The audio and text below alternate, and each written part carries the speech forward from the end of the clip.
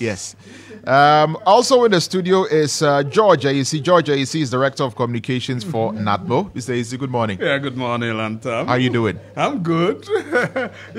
We had fun, the song. Yeah, you were sang the song from beginning to the end. You were was dancing. reminding him of his heyday. Oh, you see? Yeah, I enjoyed them in the morning. And Honorable MP was making business calls. He wasn't here. We wanted to see his dance before. See his dance moves. No comment. Mr. Kwame Janto, of course, is here as well. Member of the CPP, legal practitioner as well. Mr. Janto. I remember. I can tell that in your heyday you were the man. Fun. But he wasn't at the You were the man. You were the man. Used to be a DJ. Wow. In law school. Oh really? Okay. Instead of going to buy work, I would DJ at people's parties. Oh really? Well, that is also work, is it? See my album collection. From one what were you DJing with? Oh. 60s, 70s music, 80s music. No, what were you DJing with? Like what? What was it? Turntable. Turntable. Yes. Oh, I know how to do Mr. Janto on the ones and twos. Mr. Janto on the ones Hey, your and twos. producers are Yeah. Mr. Janto on show. Mr. Janto on show. Turntable. Wow. Oh, we have the turntable is here. Yeah, we just come in. Come in. Display a little bit. But it's great to have you all in the studio. Let's get right into the issues, shall we? The NDC launched this manifesto on Saturday. The flyer that you put out. Yes. Have you seen George's picture? Fantastic. Oh. Handsome. Mr. AC is a handsome man. Look. Yeah. Handsome. Yeah. Nice. Keep it a secret. Let's go the secret. I'll go there. Don't go there, Kambo. Beautiful picture. Yeah, indeed it is. It's Friday, so we have to laugh. Yeah, Mr. AC is a nice man. Yeah, he's a nice man. And someone told me they like Mr. Easy's voice and the way he speaks his English. You know, someone, male or female? Oh, a female. They like the way Mr. Easy, talks on radio. Not just answer no, I missed you. Mr. Jatwa I wanted him to lie. Yeah, I said someone. I don't know if Mr. Jatwa asked for further and better particulars, and I provided it. Yes. Yeah, I know it was a guy. You are no, it wasn't a guy. It was a lady. I can tell you the lady's name, but I don't think she wants me to mention her name on air. But yeah, someone likes the way you talk and the way you articulate. You articulate your points, So yeah, I don't know where it comes from. Whether it's coming from Kwabuche or you see, it's coming from where? From my holy village. He's an English teacher. So. Anyway, incidentally, I'm a maths teacher. She's a maths teacher. She's a mathematics teacher. My wife is the English teacher. Yeah. Anyway, great to have you all here in the studio. So, if you're a maths teacher, what's happened to the economy? That one is economics. That one is economics, right? That one is economics. What's in there? Economics. That one is economics. That one is. That's why I love to deal with data. They are related. They are related. Yes. There's no demand curve and supply curve and opportunity cost and all of those. But when you have a background in mathematics, yes. In fact, it would be a crime for you to accept that if you owe someone 760 billion, it's better than owing that person 120 billion. No, but there's a rate. There's a rate of determination. That's why the mass comes. The rate of determination. The rate of growth. And when you go to pay your debt, do you pay with rate or you pay with nominal value? It's important.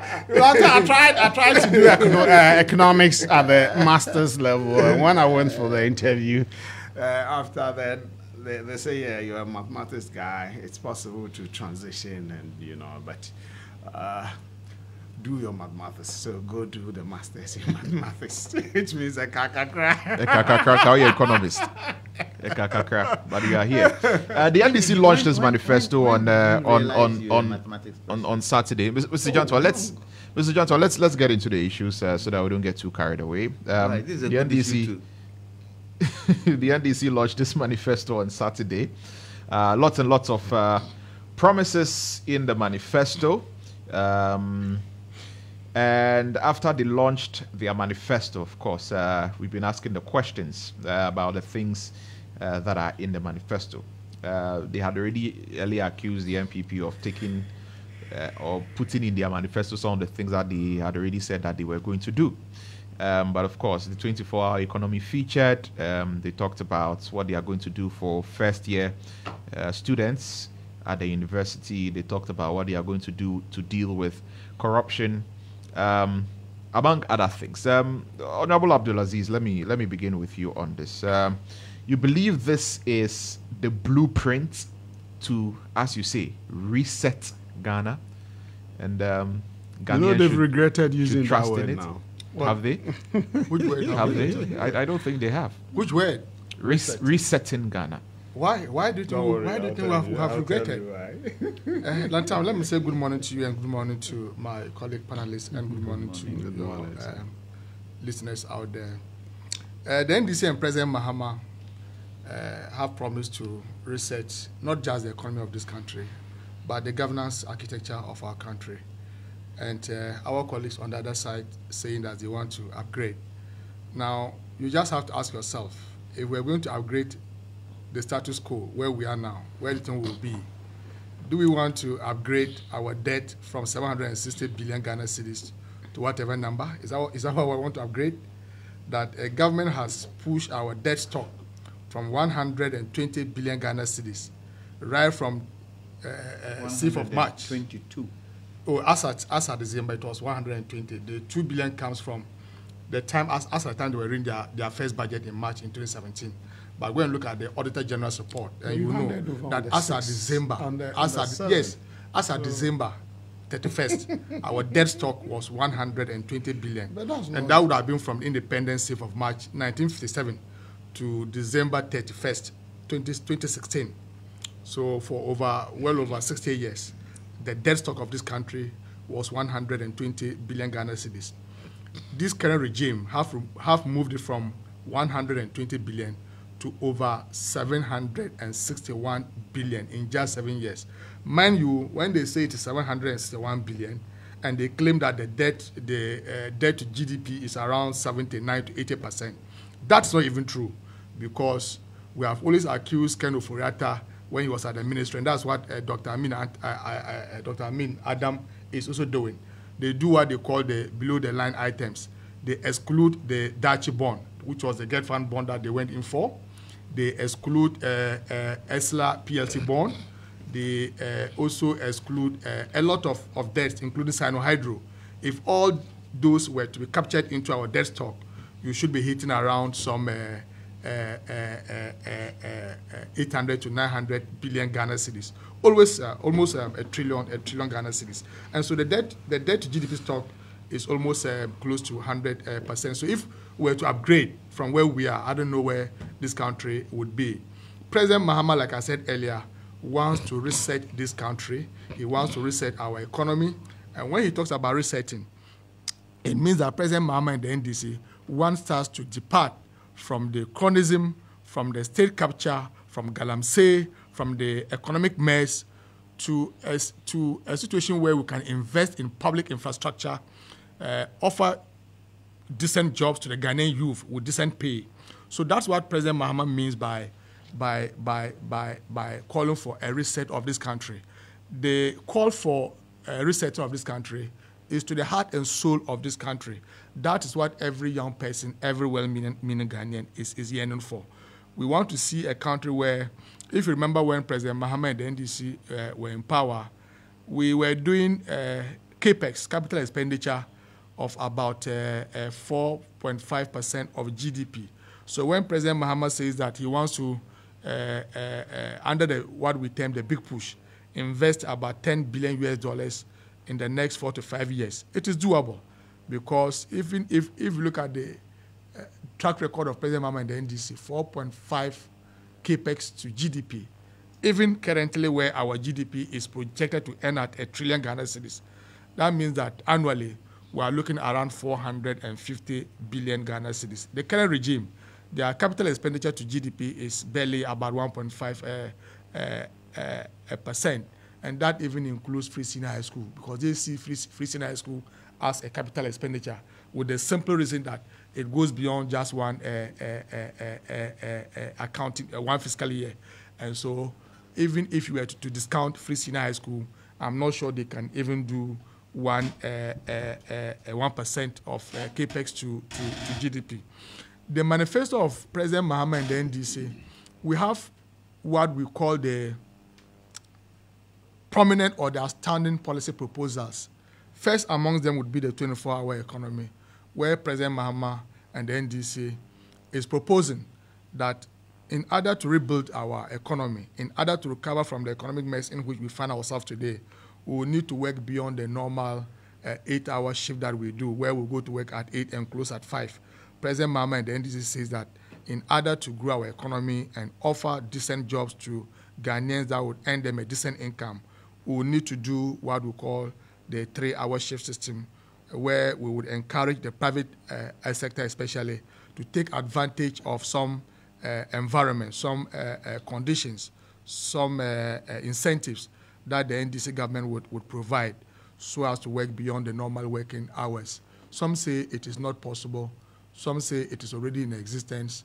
And some say that where we are, we cannot run a 24-hour economy. Meanwhile, some of these people, during their university days abroad, were working whilst working. And so it is possible that as a country that is heavily indebted, that has youth unemployment as high as almost 15%, a country that is highly indebted, it is only proper that we work extra hard to be able to recover. And that's why President Mahama and the NDC is proposing the 24-hour economy. Again, President Mahama and the NDC, we are not just having a female vice presidential candidate and hopefully the first female vice president of this republic. We are also proposing to establish the Women's Development Bank. This would be a bank that would be dedicated to supporting women businesses. The target of that program is to empower financially a minimum of 1 million women in this country. You know, per our setup in this country, largely because of our cultural system in Ghana here, most women don't hold access. And so when they go to a regular banks to acquire a credit facility, they are asked to bring some collateral of a sort. Most of assets in this country are held by men. Our women are at the disadvantage. And so the Women's Development Bank is supposed to help businesses that are owned by women to be able to access some credit facility at very little interest rate to be able to expand their businesses. I hear our friends are also promoting or proposing to do some trust fund of a sort. What they are proposing to do is basically like an upgraded Maslock. I don't know if what they are thinking of comes on board. Maslock will still be in place. And so we want to dedicate a special purpose vehicle to the development of women in this country. If you were to develop or empower 1 million women in this country, you would have impacted a lot of homes in this country. Then, like I said earlier, the big push would be to deal with our infrastructure deficit. The African Development Bank somewhere in 2015 had indicated that for Ghana to be able to close the infrastructure gap, we needed to spend about $2 billion annually on infrastructure. I think that the numbers by now would have increased. And so the government of President Mahama will do close to 2.5 billion annually. That will give you about $10 billion $10 billion for the 4 years that President Mahama would be in power. Beyond these outstanding policy proposals, when you come to education, when you go to health, when you go to almost every sector of the Ghanaian life, President Mahama and the NDC has a blueprint to be able to deal with the issues that confront the people of this country. For instance, when you look at the issue of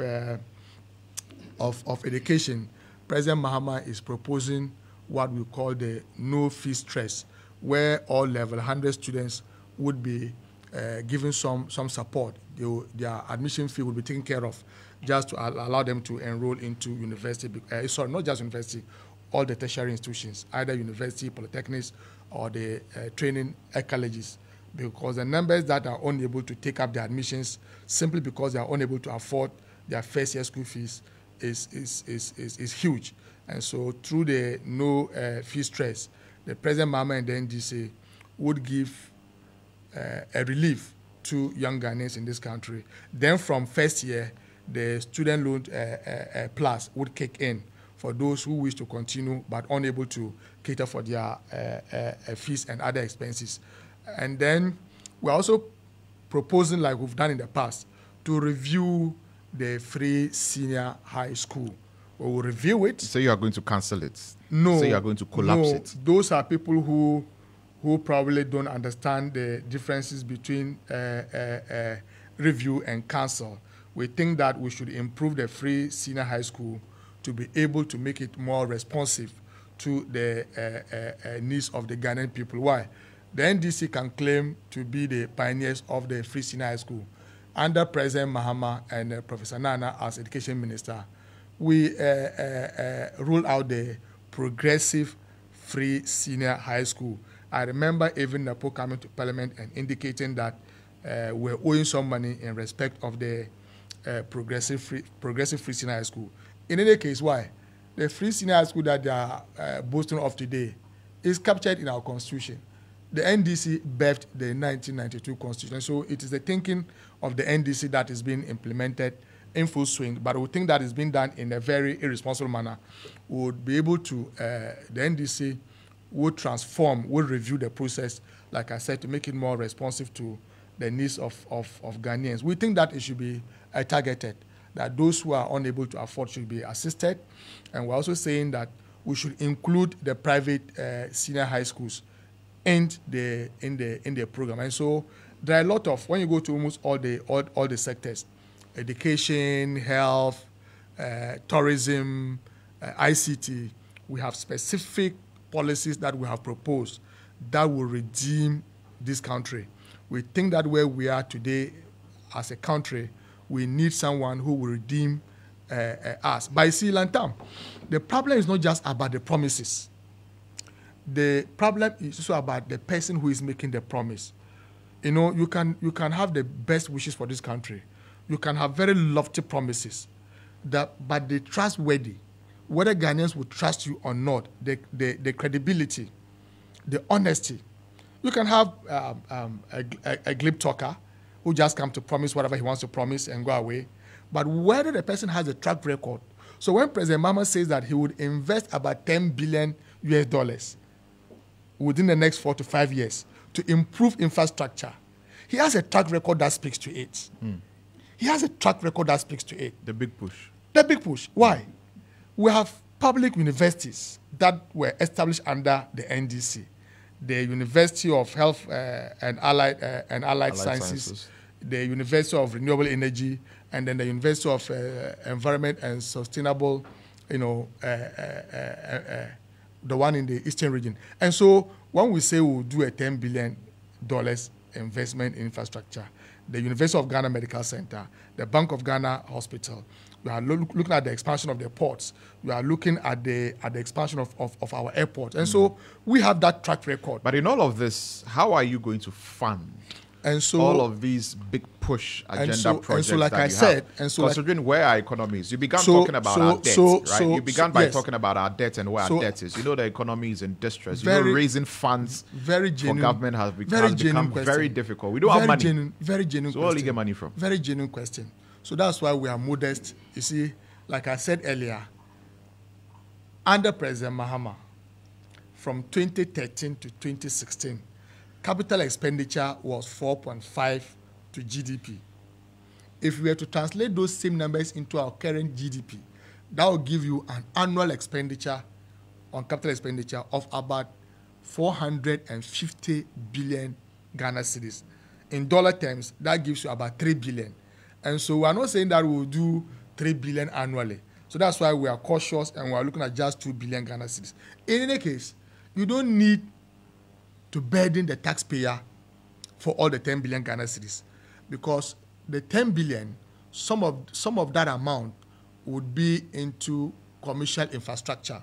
When I say commercial infrastructure, we are looking at infrastructure that would be able to generate revenue to pay for itself. Then you have the social infrastructure. For instance, if you want to build a school, a university, a hospital, you would hardly find a PPP, a partnership, or a build and operate transfer system to be able to deal with it. Because when you are doing social infrastructure, your intention is not to make revenue, but to deal with the social services. And we are looking at just some $3 billion in respect of social infrastructure. The $7 billion would be in the area of commercial infrastructure, and that's where you are looking at private-public partnership. You are looking at where you can invite investors to come and invest into the infrastructure, run it for some time to recoup their finance cost, and then transfer back to the state. And again, we have that track record. The Terminal 3 at the Kotoka International Airport. You see, when you allow state institutions to run well, and they build their books, they are able to attract investments on their own. Like I just said, Kotoka International Airport at Terminal 3, about $300 million. This was a state-guaranteed facility that the airport took, Ghana Airport Company took, to invest in Terminal 3. Today, as we speak, Terminal 3 has been able to pay for the amount that was invested into it. Our ports, Tema and Takoradi ports, $1.5 billion. This did not come from the state, ECOFES. We invited the private sector to come and do that expansion. And today, they are almost done with it. University of Ghana, $217 million, loan facility. Today, they are almost done with the payment for that facility. Ghana Gas, Atuabu Gas, $1 billion from the China CBD loan, $1 billion. Atuabu alone gives us a relief of about $300 million annually. It has paid for itself. Today, under President Akufo-Addo and Dr. Mahmoud Bawumia, all the state institutions are running at a loss. All of them are running at a loss. In fact, I listened to John Bedu, the CEO at SIGA. There's a net loss. They have reported losses from 2017 up to date. And so when it comes to the $7 billion that we intend to pump into commercial infrastructure, largely would allow those state institutions to attract investments either on PPP. Look, if you want to dualize the Accra-Kumasi road, if you want to do the Accra-Tema motorway, you don't need state funds directly to do that. You can allow private investors to come and do it, toll it, recover their costs, and then transfer the facility to you. Okay. In fact, Ameri, we got Ameri on the same build, operate, and transfer. Today, Ameri belongs to the state after they have recouped their investment. And so, President Mahama, when he talks about $10 billion, he has a good plan, a workable plan that would be able to implement it. Okay. Mr. Yesi, let me come to you now. The NDC believes that their manifesto is superior to yours. And one of the knocks on the MPP's manifesto is that the manifesto fails to address how issues of corruption are going to be dealt with. Does that find space in the MPP manifesto? Oh, why? The concept, thank you. Good morning to you. Good morning to my colleagues. Good morning to our listeners and viewers. It's good to be here. Yeah, yes, it does, because when Dr. Bawumia met the press, he told us that the concept of digitalization is going to be used extensively to address issues of corruption, because there's going to be paper trail in all transactions, right? And so that way, that's why we've created the Ghana.gov digital platforms, and we are bringing state institutions on the platform. Payments are being done on that platform. Once you do the payment or you make the payment, the GRA is having a live feed. Okay, so they then follow what is coming in there. It's not going to be somebody taking it and later 1 month before you pay it into the government chest, or government account. So direct thing. So we are rolling up a lot of the state agencies onto the Ghana.gov platform. So the digital process that is going to use to address matters of corruption, trail paper trails for every transaction as far as state issues are concerned. And so this is going to reduce the issues. And he even touched on the issue of national service and ghost names on payrolls and others, okay, which is saving over 400 million Ghana cedis to the state, which monies otherwise would have gone. And then pensioners, the ghost names there, that has been purged from that through digitalization and so we've addressed issues of corruption. And definitely, we have set up the office of the OSP. As we speak, any little thing, people run to the OSP. As I speak with you, there's the issue of the sports issue, which inefficient communications by the Director General of the Ghana Broadcasting Corporation, is engendered. People have gone to the OSP for thorough investigations to be conducted into that. That is good, because there are anti-corruption agencies that are properly resourced to be able to discharge their responsibilities and duties, and we are not going to go away from that. We've established them, we've given them their independence and responsibility and resourced them. If you remember, the Auditor General Domelevo admitted that this government has been a government that has resourced their, audit service so well that any other government in the Fourth Republic. So we have the track record to ensure that institutions are given the needed resources to discharge their responsibilities and to fight corruption. If accusations are made, the president has said that, look, he's a lawyer, he's a human rights lawyer, consummate lawyer, and so he's not going to sit down for people's mere accusation to tarnish the image of an individual. You need to go and prove that indeed what you are saying about this person is the case. Okay, and the person will also have his day. That is the way we need to carry out our justice system. Okay, and so just tagging people and then running to town with it doesn't help anybody. It doesn't help in the building of a nation. So these are ways that we're going to be touching on. And if you permit me to touch on the NDC manifesto as well, or you want me to touch on mine? Touch on the NDC because manifesto. I know ours is also another topic. Yes. Thank you very much. Yes, let's touch on the NDC manifesto. Yes, thank you. Yes. We said we are going to upgrade, and they are saying they are going to reset. Yes. Okay, and I understand in the computer language, resetting takes you back to factory default level. Upgrading is improving. Because they believe that there's a virus. Good. No, if you're going to factory default, what it tells you is listener, what they are telling you is that do factory settings. that is their own matter. So what it tells you is that yes. So what they are telling you is that format. Yes. Yeah. So what it's telling you is that you are reset. That's their matter. So what it's telling you is that there's not going to be any free SHS. Resetting, when you format the state, that's what it is. Because you're going to factory reset. There's not going to be allowances were cancelled. The then leader told us he's not a magician to create jobs for people. So we are going back to those states. You get it? So these are matters that we are talking about. But they've not said that they are going to. They've not said they are going to cancel free SHS. You just said formatting. What do you mean by formatting? But they've not said they are going to cancel free SHS. We understand tech, the new tech. If I format this phone, all numbers and things on it will go away. Tell me I'm lying. That's the formatting. The settings will come back to factory settings. If you format your phone, the settings will come back to factory settings. No, not necessarily. You don't have them. Okay. There are types of formatting. No, we are using the general formatting. So permit me to, a friend. I gave my old phone to a friend, and then then I had some calls and queries, and I said, "What's happening?"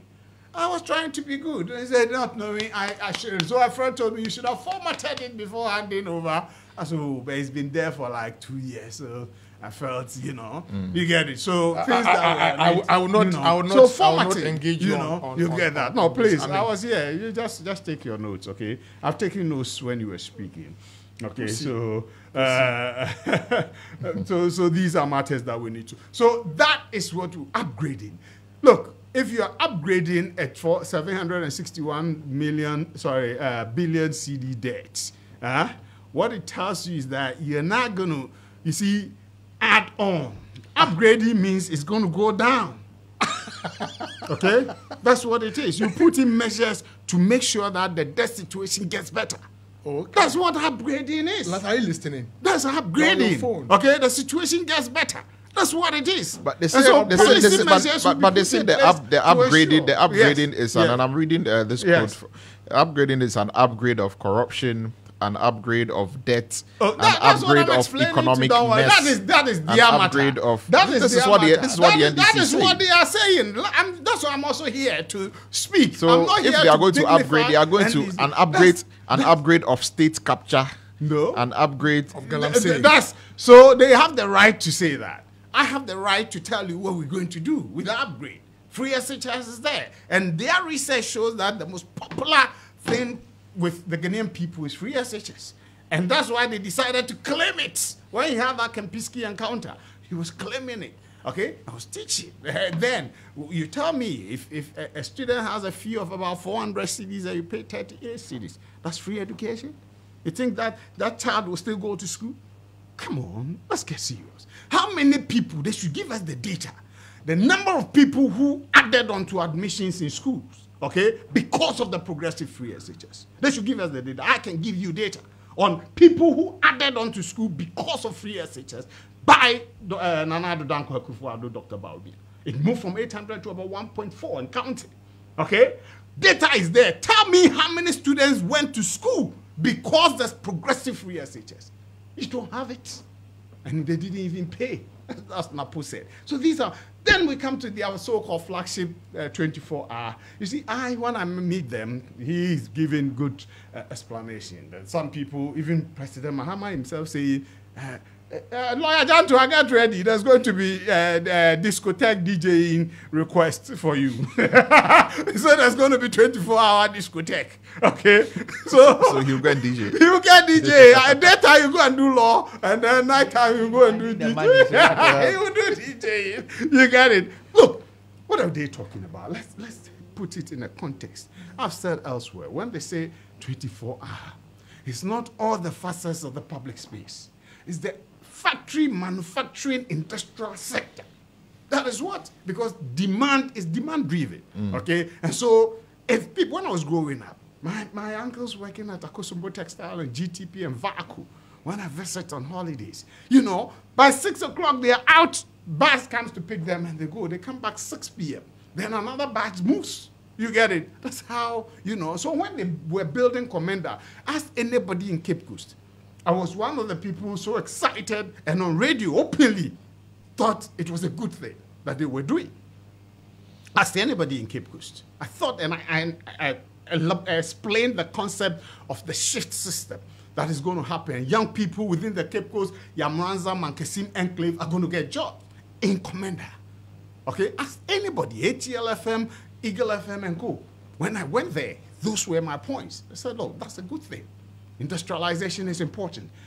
But if you don't finish building it and you commission it and you shut it, what else do you expect? But they finished building it. They never did. They never did for propaganda. I even was wondering why they will commission it in May when the election is in December and shut it in July. For what? Without producing any commercial grade of sugar. That's something. Now, they are talking 133 and co. And they make it look as if the bureaucratic sector of the governance structure is also going to be part of this 24 hours. So people ask, the MP will go morning session, another MP takes over, another. Is that what it is? At DC, we are going to have 133, one work, 3 people, 3 shifts. I'm surprised you're saying this. You get it? No, so but the legislature, and I mean, surprised. Realistically, those ones are not part of the 24 yes, economy. I said the explanation. I'm surprised. No, I'm surprised. We are talking about what? Businesses. Good. That's why I say even it's not just businesses. It's manufacturing and industrial sector. That's what it is. Okay? But Pudon, what was Pudon? Some even explained that farms. Huh? Farming in the night. My colleague, he didn't come today. He said that the farm did. There'll be light extension and all that. What is it? Let them give us the proper conceptual explanation. So you don't understand it as now. Right. No, I just want to be sure that you don't understand. Right. I beg you, right? Don't worry. I'm making my submission. Okay. Thank you very much.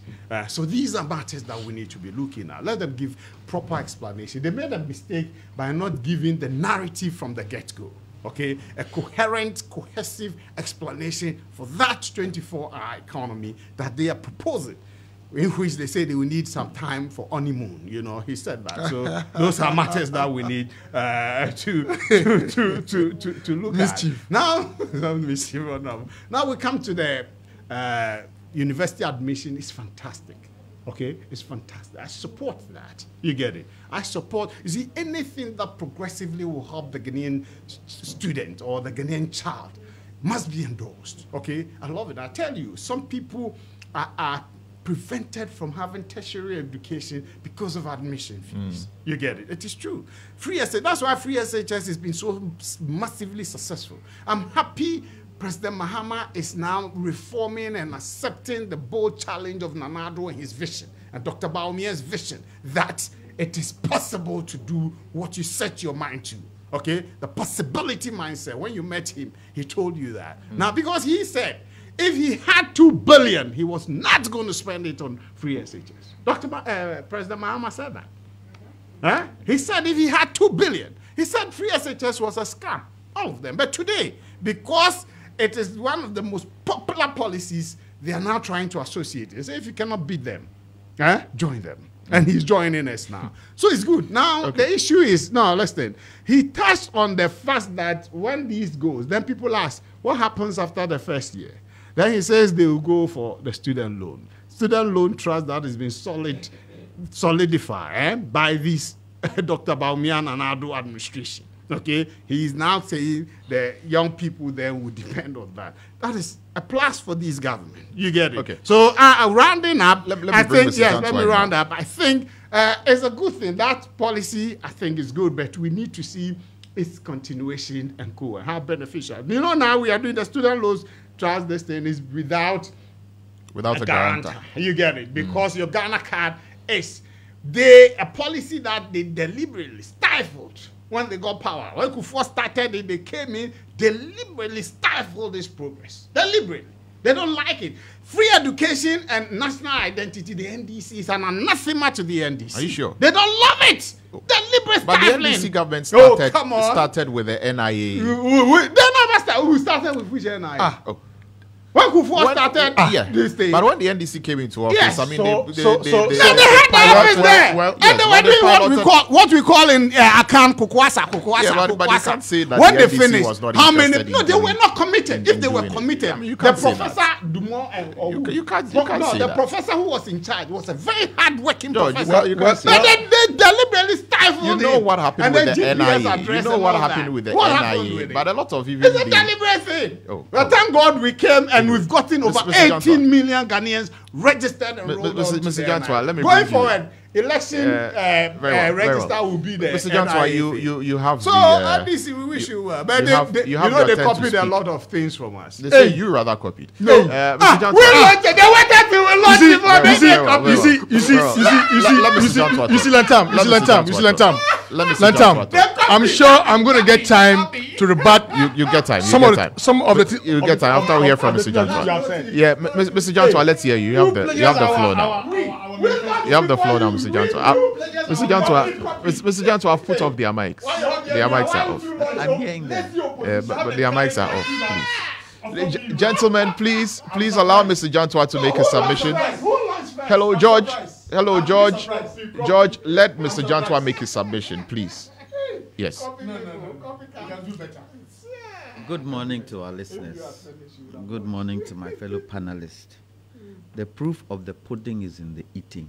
7th December will tell us who Ghanaians believe in and who Ghanaians feel can run this economy going forward. But you know, this question of resetting, there are various facets to resetting. There's financial resetting, which has got to do with reorganizing debt or creating a new budget. There's strategic resetting, realigning business goals and objectives. There's organizational resetting, restructuring or branding. There's game reset, restarting a level or entire game.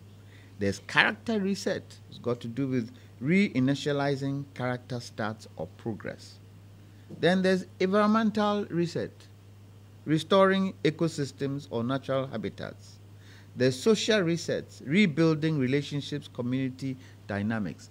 This resetting that the NDC is talking about is political resetting. And what is that? Realigning policies or governance structures. So they are realigning.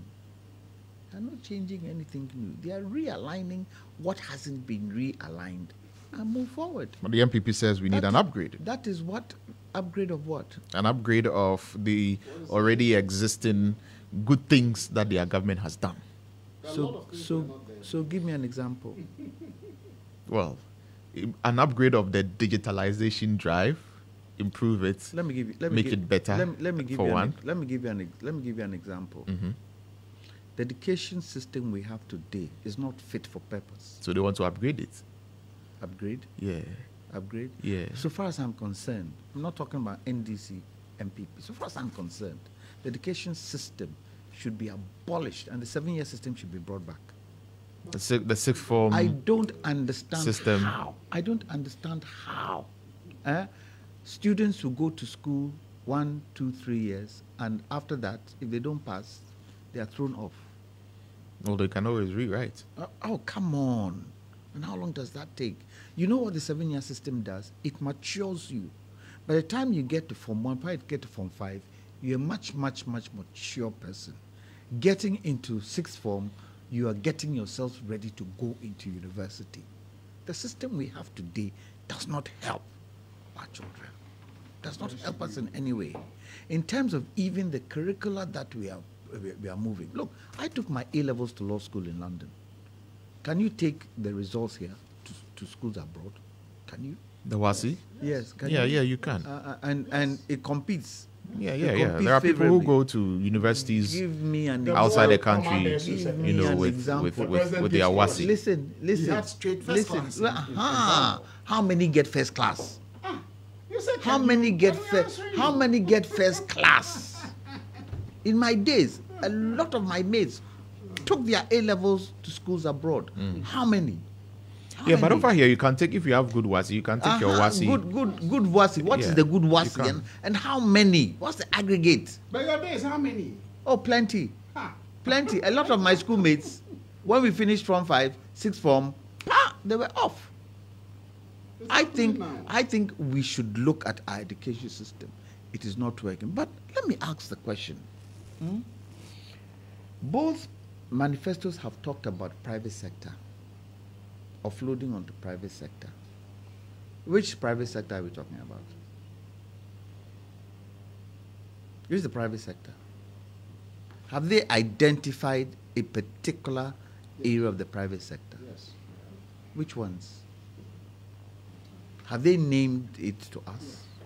When they say private sector, when private sector at the current moment is getting interest payments 30%, 38%, some 40%, how does the private sector fund them? I think the best thing to do is to make sure that the private sector is comfortable enough to be able to receive whatever governments want to offload to them.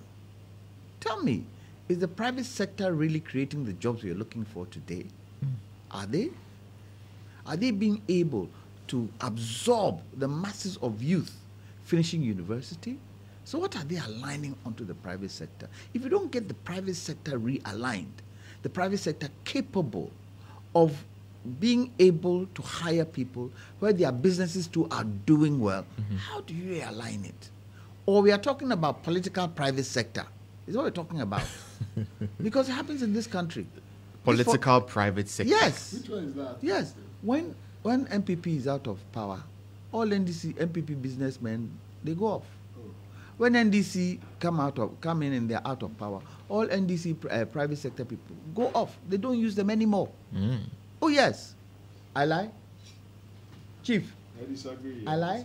How many, not unless it's done in Kuku, not unless it's done in Kuku, but how many NDC businesses have got major contracts with the MPP and vice versa?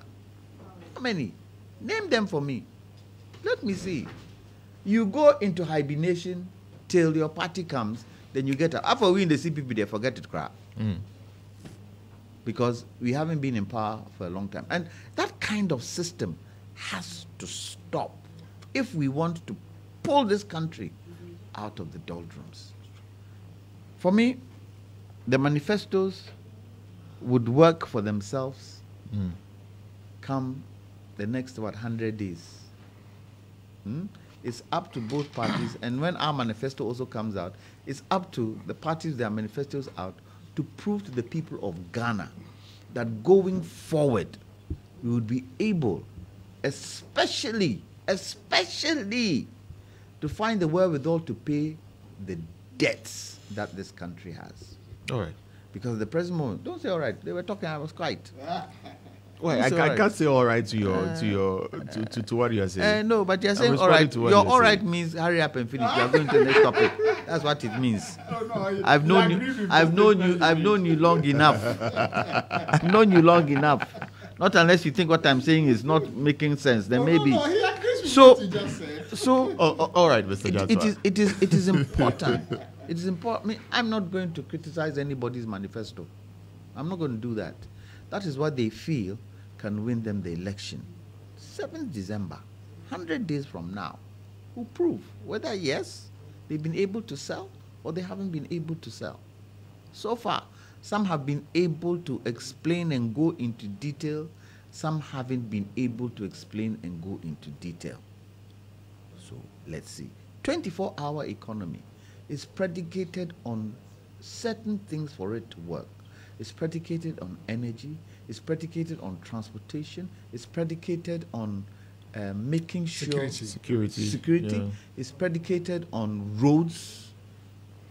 It's predicated on the fact that on health. That 24-hour economy is not everything that you can do 24 hours.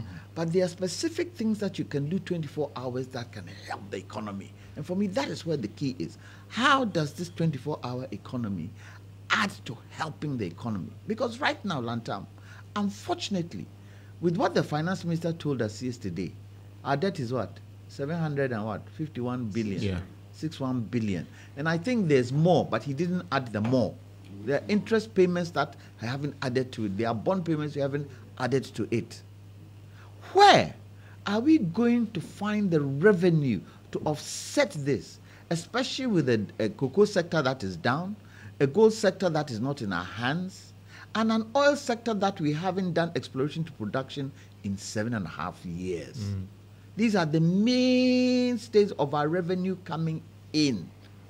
Where is that going to come from? So the next president who is going to come in is not going to be chicken feed for him at all, nor is it going to be chicken feed for Ghanaians. They'll have a little bit of a hard time. Very, very difficult time. But I want a situation where, and I beg,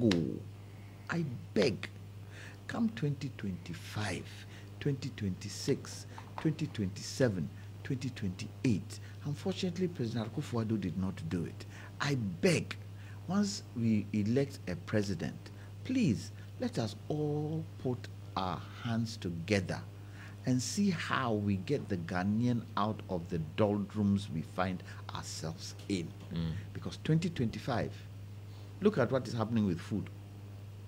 2025, 2026, 2027, it's not going to be easy. Let me end by saying, 2025, the oil, the oil money we keep outside, what is it called? The Heritage Fund. The Heritage Fund will mature for those 15 years. It's maturing in 2025. We are allowed to spend only the interest and not the primary amount. Let's see how that will be spent. You're still listening to The Morning Star here on Star 103.5 FM. We'll take a quick break. When we return, we'll hear from Honorable Abdulaziz. He's got a few rebuttals to the discussion that we're having, and hear from our panelists again. And then we'll get into some of the other issues. Stay tuned. We'll be right back.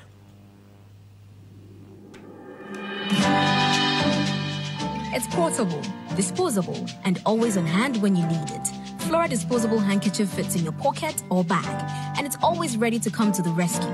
Sweat? No problem. Coughs and colds? Caught safely. Tears of joy or despair? Wiped away. Flora tissues in the form of disposable handkerchiefs, box tissue, toilet roll, multi-purpose towels, and table napkins plays an important role in personal, home, school, office, and commercial hygiene, minimizing the spread of infections and keeping us healthy. Flora tissues are made with premium tissue paper, so choose Flora tissues. To be a distributor, call 0243 033 033. The luckiest. Starr 712 hash. Luck is everywhere, for everyone, yeah. Here's to the friends who dialed Starr 712 hash and found no regrets. To the investors who struck gold. To the health workers who diagnosed luck with precision. To the tough guy who couldn't hold back his tears. To the passionate fan who couldn't contain his joy. To the seamstress who turned her hard-earned stitches into a bundle of happiness. And now, here's to you. Your next big win is right here. Luck is everywhere, for everyone, yeah. The luckiest. Dial Starr 712 hash. Now join in the luckiest winning celebration. Every 1st July 2024. Over dial Starr 712 hash. Now I can swear to tickets as a group, individual, and now even as a community. Now win is the car cashier. Prizes are cashier in the community draw or go for the grand draw on the 30th of November 2024. Unlock your luck with Starr 712 hash. Now join in the winning streak now. The luckiest. Starr 712 hash. Luck is everywhere, for everyone, yeah. The luckiest. Hey, is that cool? Hey, you've grown into a big boy, oh. Ah, Ifipa. Even Momo is 15 years old. It still feels like yesterday when we were fumbling with cash and worrying about the way money moves. Say it again. Now I send money to my AC in the village, pay bills, save money, loans so kaka, investment kaka, at the Momo app. Shit. How do you think I get the small coins from my bugger bag? To celebrate 15 years of Momo, you too can win awesome prizes in the Momo at 15 Rewards promo. Just download the new My Momo app, continue to transfer and make payments, and you could be one of the 15 lucky winners of 15,000 Ghana cedis and 150 lucky winners of 1,500 Ghana cedis each. So, Ghana, keep celebrating Momo at 15. Offer runs from now till November. T's and C's apply.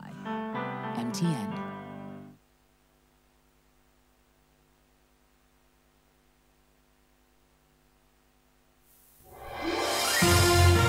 Starr 103.5 FM, celebrating 10 years of resilience, impact, and excellence in broadcasting. Welcome back to the Morning Star. You're still listening to Starr 103.5 FM. My guests in the studio, the Honorable Mohammed Abdulaziz from the NDC, George Ayisi from the NPP, and Ms. Kwame Jantoa from the CPP. And of course, we've been talking about the NDC's manifesto launch and some of the matters arising as a result of that.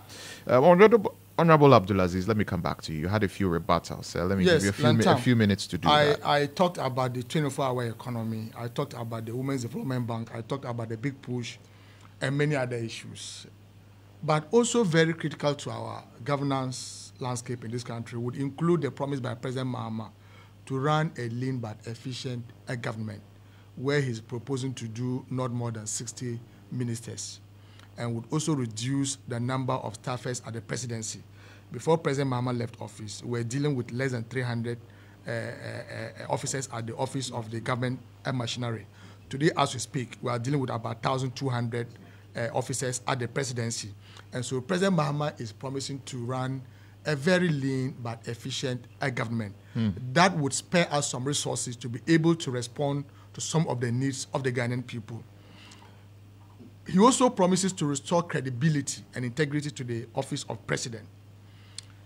Mahama Cares would be a special trust fund that would be set up to deal with chronic diseases such as cancer, kidney failure, sickle cell, and many others. And we are also looking at the issue of regional hospitals and universities in all the regions that do not have regional hospitals and universities. Those are all part of the pledges that President Mahama is making to the Ghanaian people. And President Mahama is a man you can trust because he's been there before and he delivered. Now, my brother, when he was talking to the issue of the 24-hour economy, the impression I got from him is that he thinks it is doable, he thinks it's a good idea, but he wants further elucidation on that matter. If that is his position, then I don't begrudge him those explanations he would get. But his position is entirely different from what Dr. Bawumia said. When we announced this 24-hour economy, Dr. Mahmoud Bawumia internally said it was a very bad idea. Yeah. Meanwhile, he's a beneficiary of 24-hour economy when he was schooling. In fact, we have a regional minister. That's why I'm saying that I do appreciate the stance of my colleague here. We have a regional minister, a full regional minister, who says that 24-hour economy will not allow men to have time with their wives in the night. And so, if you are dealing with such shallow minds, you can understand the level of tax that you have. You see, the 24-hour economy has nothing to do with MPs running shifts and DCs running shifts. And so if you gave the example of MPs and DCs running shifts, I mean, it's just a deliberate attempt to try to weaken the understanding of the policy. Why? We have told you that selected public services would be targeted. Today, when you apply for a passport and you want to go for biometrics, the earliest time they will give to you would be 6 months' time.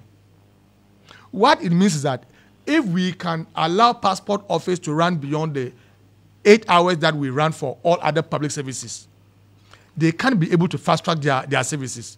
And it is possible. And President Mahama has specifically mentioned the passport office. DVLA, go and see the crowd there, especially at the beginning of the year.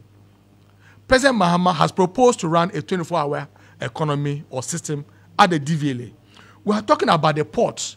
I listened to the Guta, who said that they will be happy to collect their goods in the night, because when they collect their goods during the day, the crowd at the central district does not allow them to take their traffic alone.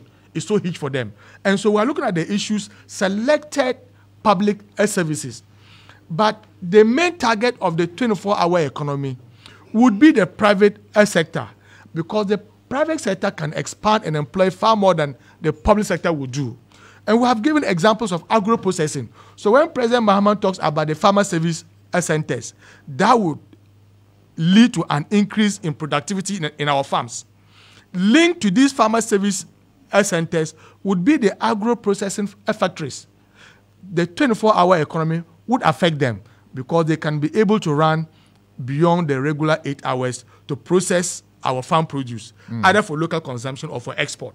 And that's why we're talking about import substitution and export-led economy that President Mahama is promising. We're also talking about manufacturing, where would allow manufacturing companies, some tax incentives will be given to them, some discriminated power tariffs will be given to them during night to be able to expand their manufacturing capacity. That would also allow for the Ghanaian youth to be employed. We are talking about construction industry. Why? When they are constructing our roads, they do the roads when we are also actually going to work or come back from work. President Mahama says that we allow contractors, we provide them with the necessary security to allow them to even work in the night. That would enable them to deliver public projects in time. That's very critical. If you travel abroad, they work in the night. Well, but even here, sometimes yes. You do see contractors, yes. You know, and so it will become it happens here too. It will become the normal and not the exception anymore. We are talking about sanitation, collection of refuse. Who does that during the day abroad? Let the refuse be gathered during the day. Let it be collected in the night.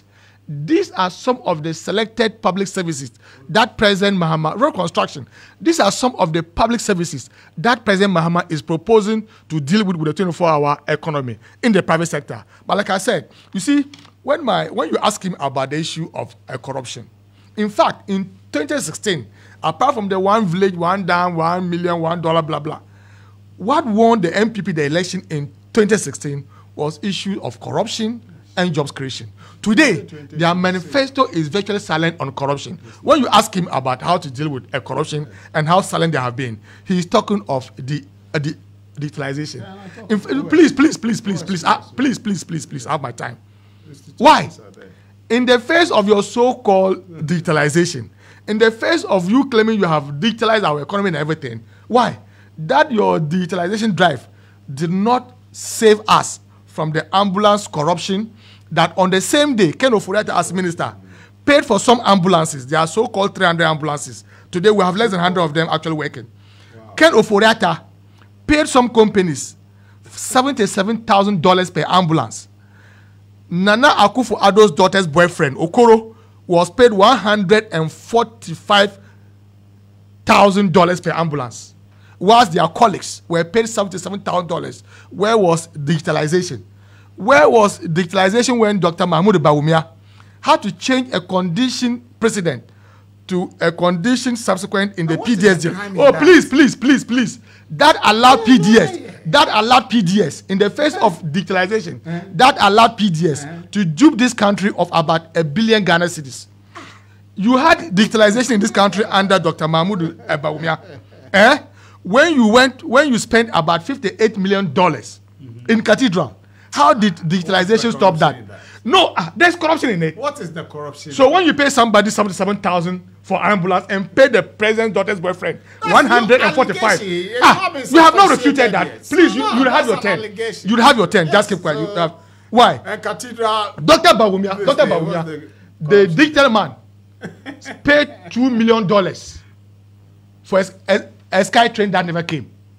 Where was digitalization? So when you say you are using digitalization to fight corruption, I am telling you that even in the face of your so-called digitalization, I can give you a plethora of corrupt acts that are being championed by the president and the vice president. Why? Ejepa, $12 million, gone. The Tamamoto Way, Multi-Angels, $12 million, gone. Pualungu, $12 million, gone. In the face of your so-called, you have paid money to Multi-Angel for no work done. You paid money for Pualungu for no work done. Work done. What work? You'd have your 10. You'd have your 10. You'd have your 10. You'd have your 10. So I'm saying that today you are extremely quiet on the issue of corruption. $12 million. Yes. Now. Oh, please. And you have to round up on this point. Please. Honorable Abdulaziz, you'd have to round up on this point. You are talking about. You see, George. You see, please. Yeah, please. He has the floor. Sometimes we need to take the fight to the MPP on the issue of the. When you talk about Ghana.government.org, this is not your creation. This was a creation of President Mahama and the NDC. You came to inherit it, and you just change the name. Just log onto it, and you see where it will send you to. Log into it. GhanaGovernment.gov.gh. Log into it. You are talking about NIA. The NIA, the Ghana card, is older than the presidency of Nana Akufo-Addo and Bawumia. I'll give you a report. Look, I'll give you a report. Yes. When the MPP, please, it's Kufuor Bawumia. Bawumia is claiming everything about NIA. He knows nothing about it. Please, let me give you a report. The MPP assumed power in 2017 January. And by February 2017, Dr. Bawumia set up a committee in February. I want to tell you what the report said about NIA, the Ghana card that he's boasting about. I'll just read for you the executive summary. If only you allow me some few minutes. In February 2017, His Excellency Dr. Mahmoud Bawumia, the Vice President of the Republic of Ghana, set up a technical committee, blah, blah, blah, blah, blah, blah. I just want to go to the report of the committee. The committee undertook a complete tour of the premises of NIA to apprise itself of the what point are you? Oh, please. Capabilities, deficiencies, and operations of NIA and the readiness of NIA to successfully carry out its mandate. The committee observed that 1. NIA, as at February 2017, the NIA had collected biometric and demographic data from about 16 million citizens. This is a committee report that was set up by Dr. Bawumia, that NIA as at February had collected biometric data, biometric and demographic data of 16 million Ghanaians. It had also loaded about 9 million records into their database, with the remaining stored on CDs. It has processed about 4.5 million of the loaded record and assigned unique personal code numbers. Has personalized about two. And so all that I want to tell you is that NIA is not, please, NIA is not a product of Bawumia or Nana Akufo-Addo, and that he knows virtually nothing about it. Okay. You see? And right. so let me come to George now. Why? Let me come to you George were making now. reference Let me bring. You were making reference to. You were making reference to. Let me bring George in now. No, please. Let's go. All right. So Mr. let me bring you in now. Yes. Thank you very much. He's talked about us trusting somebody. I cannot trust President Mahama because he told me he's not a magician. I cannot trust President Mahama because fact checking. Where did he say that? Fact checking. Where did he say that? There was where did he say that? A Millennium City, a 10 billion project, Millennium City. You remember that? I don't know where it's got. Nothing happened. That was a private sector initiative. It was never a state-funded project. He was going to engineer it. We are rolling out policies. If I want to enumerate the lives of Dr. Bawumia, we will need a full day. Can you get it? We will need a full day. Don't worry, you had your time. So we need a full day. If that is it, I'm not going to trust such a person. And you're talking about they are going to set up, investigate corrupt PDS, and when I hear the PDS, they say you varied a bank guarantee to an insurance guarantee. Yeah. So what is the corruption in that? That was there. A Millennium Challenge account said, the U.S. government said we should continue with the engagement. It's not true. After we discovered the Matu brothers and co. But at the end of the day, it was like, and we said we won't continue. Even Peter Mbewu said the PDS was a fraud. Was a fraud? Yes, no. He said it was fraudulent. Misrepresented. Exactly. Yes, and the foreign people. And they collected so we money. cannot engage with them. They didn't have any money. They were collecting money, bills from people. No. It was an engagement. So where is that money? The Qatari people and co. They misrepresented themselves. Okay, and so that was a fraud. Did you collect the person they posed as the managing director wasn't. No. They did their work. Don't go there. They did their work. Did PDS collect bills or not? What is this? Just answer if PDS collected bills. What is this? Are you the host? Oh, just answer that. Are you the host? Very well. What is this? Mr. $1 billion and pocketed it. Taking notes when you were lying. Don't worry, his mic is off. You were lying here. No, it's not about the mic being off. His mic is off. It's about distorting your thought patterns. Yeah, so please carry on. Please make your point. Thank you very much. So these are matters that, look, they say they will do the investigate all Africa games, they will do FOCO. They took 46 dockets in this country under Betty Moldy, Drisu to court. Not a single conviction was gotten. After President Kufuor. They know nothing about law. And prosecution. They just make noise. You remember they had a certain lawyer, Annan something. Maybe I would do No, they had a certain lawyer. Lawyer Annan. And some of them, he was doing, no, did I say fake? Me? Yes. I said they had a certain, please. I don't like what you're doing. You make me use words his that mic you is wouldn't off. like. His mic I'm is sorry. Off. Mr. AC, you're please. getting on my nerves, and I may use words you wouldn't love. Focus. Please. Focus. We are here to represent our political parties. Focus. And that cannot be. No, I was here. Focus. No, I didn't do what you are doing. Focus. Okay, please. Let's get these things. Thank you. And I'm ready for it. I'm ready for it. Yes. Honorable Aziz, your mic is off. I've put your mic on. You get it. So let's get onto these things, okay? Yes. The corruption. They couldn't prosecute a single soul. We have prosecuted after Kufuor prosecuted and jailed people. We, under this government, prosecuted and jailed their people. In law courts. Okay? their minority leader is being in court, and there's issues that are likely to be revived. Okay, there's a review. The minority leader has been acquitted and discharged. And the Attorney General disagrees. By the Court of so Appeal. he has filed. Yeah, so he's not in court. So the Attorney General is not he's been in court. He's been in court. But he's not in court. He's a free man. For how many times? He's a free man. For how many years? So these are matters that because we need the Court of Appeal said there's no cause for that trial to have gone on. And we say we disagree with what they say. Review means cancellation. They say no. You get it. You get it. Yes, that's what I'm saying. What have I said differently? I said you are the one who is saying that review means cancellation. But they have not said they will cancel the free SHS. I'm coming to tell you why we say review means cancellation. Professor Mills, when President Kufuor did the 4-year thing, he said he was going to review it. When he came to review, he cancelled it and brought it to 3 years. So review to him is cancellation. That's cancellation. Okay, and they even withdrew.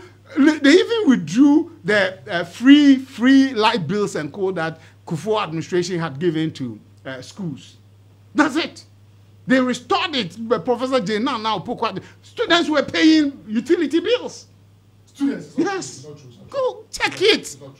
They were paying utility bills. Don't worry. No, you have those things. Don't worry about it. To the point that if you talk and co, we didn't have them. So these are matters that we need to look at, and nobody is going to run away from those things. So please, this government under Dr. Bawumia is saying, look, based on the things we have done, the achievements, phenomenal achievements that we have chalked, okay, we are going to build on that and upgrade them. If you're upgrading your school system, that is very important. You need to look at that. Once the student loan scheme is working effectively and efficiently, once free SHS is giving opportunity to many young people to get to school, okay, we're going to consolidate that, those gains. People with disability getting education at the tertiary level free. That's one thing. And we say we are going to leverage on the private sector. Okay, let me emphasize this. And he asked, when council asked which sector, we are saying the road infrastructure sector, the housing sector, the health sector, okay, the schools. These are areas that we are going to leverage the private sector on. We are talking about 3% of GDP, which is equivalent of about 30 billion Ghana cedis. We're going to give it to them. And then transportation. What we are saying is that, for instance, the V8s that members of parliament, they buy it. Ministers, V8 and co, the state must procure those ones. And then after maybe 4, 6 years, we need to get another restock. You get it? They are saying we are going to say Lantam and Sons Company. You are going to bring 180 V8s, and that will be outsourced to government ministers. Okay? And so the maintenance and everything, fueling and co, will be done by Lantan and Sons Company. You get it? And then the state will be renting it from you. That will be better. What it means is that the state will not need a huge sum of money to go procure them 180 or 200 V8s for ministers and CEOs. You get it? So these, no. And why should I be delving on NDCLO? I'm here to sell my own party because it's part of the second topic. It's not been brought. Time is going. I'm here to sell my party. Time is up, in fact. Can you imagine? If I had been sitting here waiting for you to bring that topic, what would have been the essence of me coming and be talking about you? No, it's part of the topics. But that's not the time. Don't worry, Mr. Isi, carry on, land. I need to come to Mr. Janto. You're personally distracting me. Mr. Janto will have the final. The next president. Now, so these are issues, and it's going to be in the, as he said, the road sector, the housing sector, the health sector, the school infrastructure. All these things are going to be leveraged for the private sector's participation. It's something that we are bent on doing. And digitalization arena, getting about 1 million young people trained. If you go, the Indian government made it a policy, deliberate government policy of India to train their young people in IT. And in fact, in the high-tech hub in the United States, they are leading. Okay, that's a policy that we are looking at. It's not a copy. What's copy? Our candidate is not for the. You said, look, in 2010, Dr. Bawumia wrote his book on economy. And all these things were factored in. I have a copy of that book. I bought it. Okay, and read it. He said, 2010, the book was brought out in 2010, right? That's the truth. So this is the synchronization of economy and digitalization. And what if people say there's no correlation, okay, between digitization and economy? I said that what they are thinking. We are in the 4th industrial revolution, okay? And these are very important things. So, Dr. Bawumia, and last one, Lantam. Yes. To the listener. To the listener. Yes, to the listener. To the credit listener. scoring is very important. But all of this is to the listener. Yes, to the listener. Mm-hmm. To the listener who is listening to me this morning. Yes. Let's assume that your family, your father and co left an inheritance for you. Japadi. Yes, inheritance. Family company, family business to you. Okay? And you are to interview 2 key people to come and manage that company for you. Yeah. And these 2 people are DMB, the intelligent, young, visionary, focused individual. And then a former president who was humiliatingly rejected. Okay? These 2 people. No correlation. Which of them will you want to manage your family business for you? It's the same thing. Ghana is your family business. You need people that can take the frontiers of expansion, opportunities, economy growth, infrastructure development forward. Somebody had 8 years. Only 4,600 kilometers of roads were done. Okay? 7.5 years. We are having 12,000 kilometers of roads. So I guess the question, and the listener will decide. 3. Go to Mr. Jantua. Tamale Airport and Kumasi Airport. Mr. Jantua. Go to Ho Airport. And UHAS. Go and see the infrastructure development in UHAS. All right. They left it as if it was. But the Kumasi when I went to Airport Tamale, let me tell you something. When I went to Tamale, Anyway. UDS Tamale campus Mr. Jantua. some time ago, I asked, is this a primary school or a university? Mr. I Jantua. bet you. All And right, later, thank you very much, Mr. Easy. Your mic is off. Mr. Jantua, Listen. You have the floor now, yes. Please, you are distracting Mr. Jantua's pattern of thought.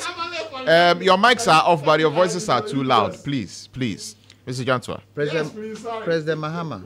Yeah. Was he there for 4 years or 8 years? He was there for a little over 4 years. Was he there? When was he elected as president? December 7. How many years? 20. How many years did he 12. stay? How many years did he stay for? 4 years. So he wasn't there for 8 years. No, he was not. not. There for 4 years. Yes, a little over 4 years. If you add, the remainder of President Mill's term. If you add the remainder of the President Mill's term. If we are going to compare both, let's use the first 4 years of President Akufo-Addo and the first 4 years of President Mahama. Let's use that. Yeah. And see who has done what. Yes, I'm ready. Let's use that. The first 4 years. Yes, first 4 years. Yeah. No pandemic. Who has again between the two, between President Mahama and Vice President Bawumia, who has more experience as a president?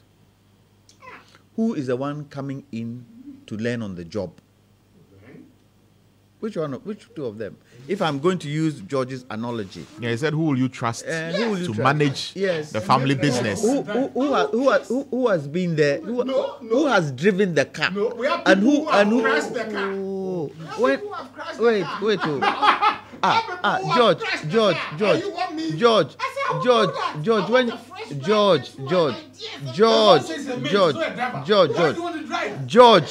George, Mr. AC, please. George, when you were given Mr. AC, the two of you are being very disruptive this morning. Why? George, when you were giving your submission, when you were giving your submission, and Aziz came in, you warned him. So me too. I'm giving my submission. Please also listen to me. Thank you. Which of the two would you go for? One is a self-declared mate. Yes. Self-declared mate. And I keep saying that it's teamwork. The vice president and the president is teamwork. You cannot disassociate yourself from a president's ideas. You cannot. if you're vice president. You cannot. So going by George's analogy, which one will you go for? I'll go for Bawumia. Which one will you go for? So look, Lantam, I've told you, 7 December will decide. We can talk all that we want to talk. 7 December will decide. And you know what the decision would be? You know what Ghanaians will use? Ubutum. She was sitting in the Papa. President Kufuor. She was sitting in the and let's see what will happen. You can say whatever you want to say now. Our manifesto to be coming out. We also will pour in there, say everything. In the end, we will see who Ghanaians will vote for. 100 days, no be so? Yeah. Tomorrow 99. Then we'll go. It will reach December 7th. The only thing I would say was, please, Ghanaians, let's try as much as possible on the day not to be violent. Let's try as much as possible to be disciplined enough to have a good election. And Electoral Commission, we need you to be able to do the right thing. Do you know? Maybe I'm straying, but do you know independent presidential candidates aren't giving the electoral register? Is that fair? Is their name not on the ballot sheet? Mm-hmm. Why shouldn't they be given the electoral register? Mm. Everybody who is standing should have that electoral register. Yeah. But the Electoral Commission is not doing that. So please rectify it. Rectify it. No, they don't have access to it. They're not giving. They should have. They should, but they're not giving. No, but they've not officially registered. No, but so when? You are waiting for me to register. The main political parties are getting the register. Yes, they file. They file. But when? When? All right. So the proof of the pudding is in the eating. All right. Thank you very much, gentlemen. We have to wrap up now. We have to wrap up now. Thank you very much. Georgia Isi, Director of Communications, NADMO, Honorable Mohammed Abdulaziz, former MP Myong, and of course, Mr. Kwame Jantwa from the CPP. This is where we'll wrap up the weekend review discussion here on Star 103.5 FM. Thank you very much for tuning in. Up next is The Zone. Yeah, it's always good to be on your platform. Listeners, it's okay. There are two.